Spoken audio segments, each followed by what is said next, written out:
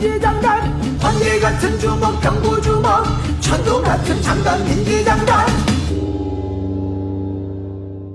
어느 노을진 해변에서 한 남자가 섀도우 복싱을 합니다.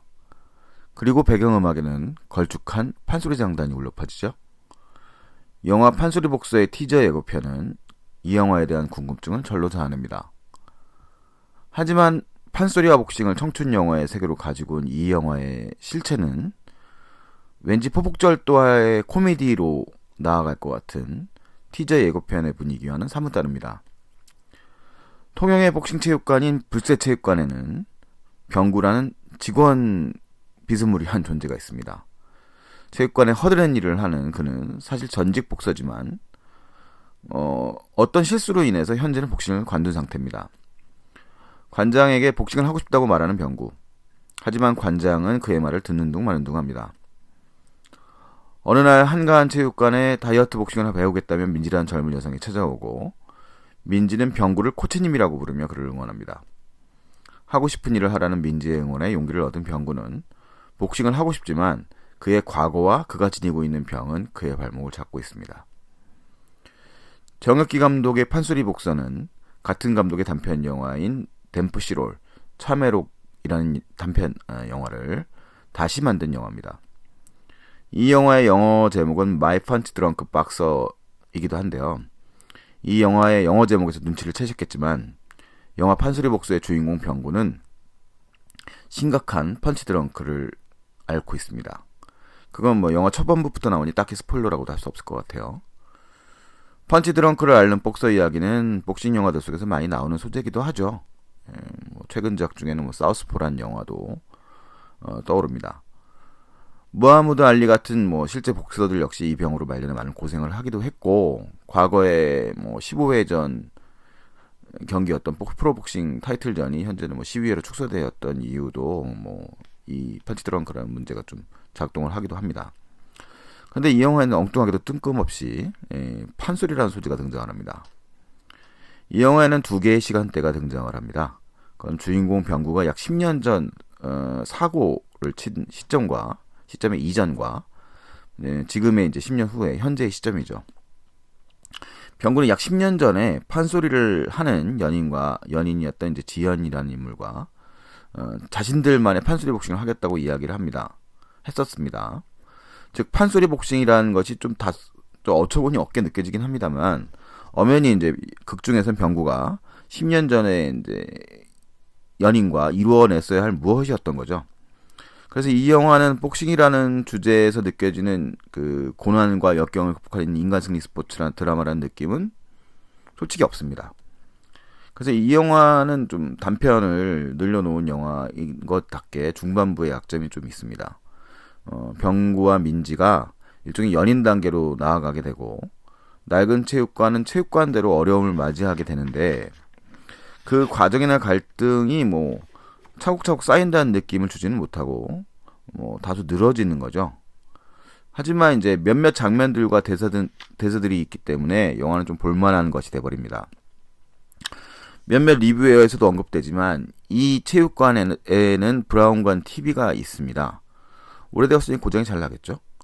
TV를 고치러 온 수리기사가 이 한 장면에서 TV를 새로 사는 것이 이것을 고치는 것보다 나으니 새로 사세요 라고 말해요.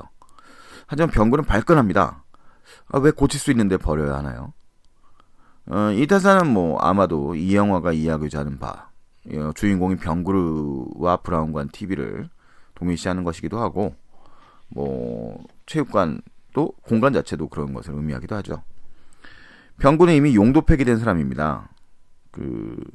복서로서도 한 사람이 사람으로서도 이제 끝에 와 있는 존재인 거죠. 그건 이 영화의 주요 배경이 되는 체육관도 마찬가지고요.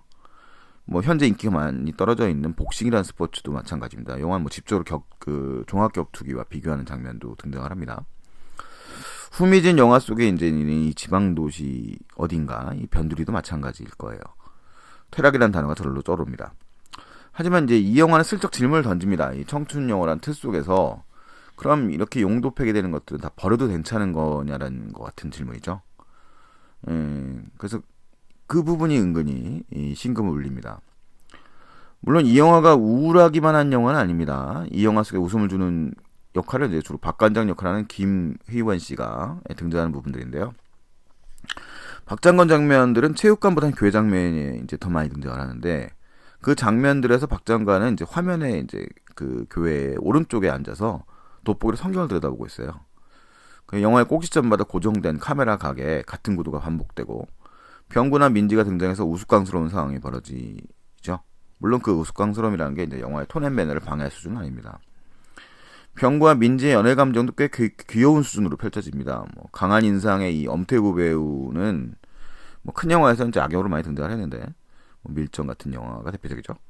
근데 평소에는 느리고 귀여운 이제 이 영화 속에 병구 역할을 잘 해내고 있습니다. 뭐 영화의 톤 자체가 이제 강렬함보다는 약간 좀 뭐 희화했다고 봐야 될까요? 약간 좀 그런 느낌인데, 엄태구 배우의 연기도 뭐 과하지 않고 적절한 수준입니다. 이 영화 속에 또 이제 다른 그 주인공이라고 할 수 있는 민지 역의 해리 역시 그녀가 잘 해왔던, 아주 잘할 수 있는 해맑은 연기를 합니다. 뭐 우리 응답하라 시리즈에 나왔을 때, 1988 시리즈 나왔을 때 그 모습이죠. 그래서 민지가 등장하면 영화가 좀 전반적으로 밝아진다는 느낌이 확실히 있습니다. 물론 이제 후미진 지방체육관에 그녀 같은 사람이 올까라는 느낌은 있습니다. 뭐 다만 뭐 그녀가 뭐 화려한 미모의 그 배우라기보다는 그 일상적인 아름다움을 가지고 있는 배우니까 뭐 이상하지는 않습니다. 평소 배역보다 좀 더 이제 좀 나이든 느낌의 역할을 하는 이 김희원 배우의 경우에는 힘을 쭉 뺀 이제 후줄근한 모습이 꽤 잘 어울립니다. 악다구니를 부리지도 않고 이제 차분하게 일상 연기를 펼치는데 뭐 굉장히 안정적인 연기를 하고 있고요. 물론 이제 저예산 독립 영화인 만큼 파수리 복서는 약점이 꽤 많은 영화입니다. 뭐 이 화면 질감은 좀 거친 느낌이 들거든요, 기본적으로. 개인적으로는 또 회상 장면에서 이 병구와 과거 연인이었던 지연이 뭐 한국적인 것이 세계적이다라 같은 대사를 하며 판소리 복싱을 이야기하는 장면 같은 건 좀 코믹한 느낌 때문이겠습니다만 좀 과한 느낌도 있습니다. 그래도 이 영화에서 말하고자 하는 바에 어떤 진실함이 느껴집니다. 그래서 다소 거칠고 좀 아쉬운 부분이 있습니다만 나름대로 이 영화를 아주 즐겁게 좀 볼 수 있었던 것 같습니다. 뭐 생각만큼 뭐 폭절도의 코미디는 아니라고 분명히 말씀드렸어요. 뭐 어느 정도의 좀 소소한 뭐 그런 웃음기를 좀 가질 수 있다고 해야 될까요? 그러면 한편으로는 또 뭔가 좀 생각해보게 할 수도 있는 뭐 그런 영화인 것 같습니다. 그리고 이 영화의 음악에 대해서 얘기하지 않을 수 없을 것 같습니다.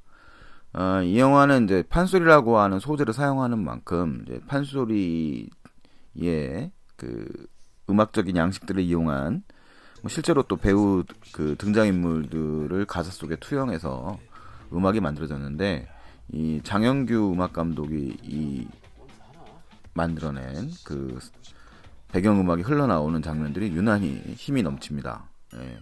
그 뭐 티저 예고편에 사용되었던 음악이라거나 뭐 사운드트랙이 발매된 것 같지는 않은데 그런 개성 넘치는 장면들이 이 영화만의 개성을 만드는데 아주 큰 역할을 하고 있는 것이 사실입니다.